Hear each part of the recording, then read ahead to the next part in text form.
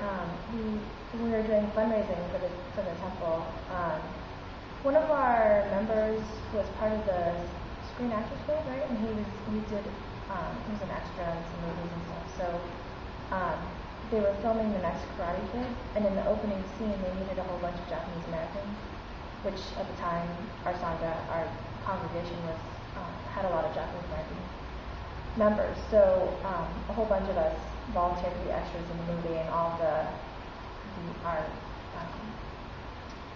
pay for that day went to the temple fundraising effort.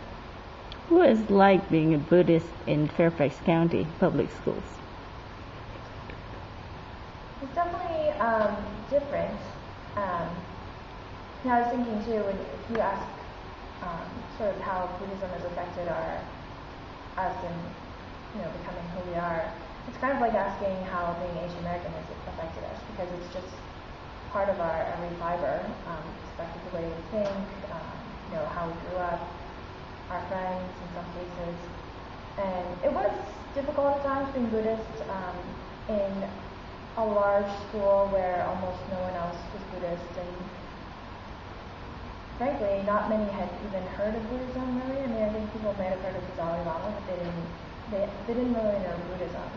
So, we'd get a lot of questions, we'd get jokes about, I remember one of my friends thought it was hilarious to say that we worshipped the butt because we were Buddhists or something.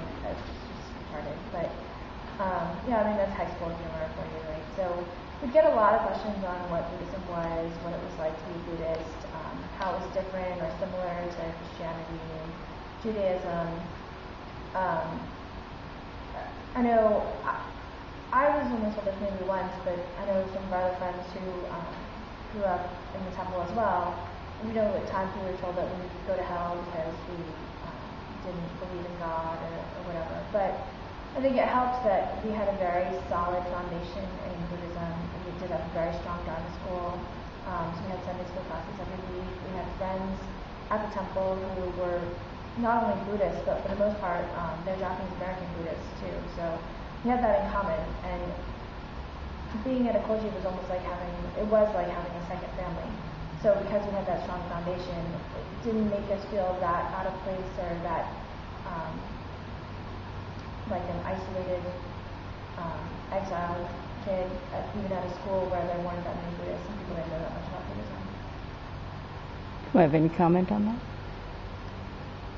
It's being a Buddhist in Fairfax County getting more. I mean, to echo what Maya said, you'll get questions because a lot of my friends, I was the only Buddhist they knew. And so you get the questions of, oh, do you guys pray to the fat guy with the big belly? And I'm like, no, I don't pray to do you rub his belly? No, I don't rub his belly. Or why do you guys celebrate Christmas?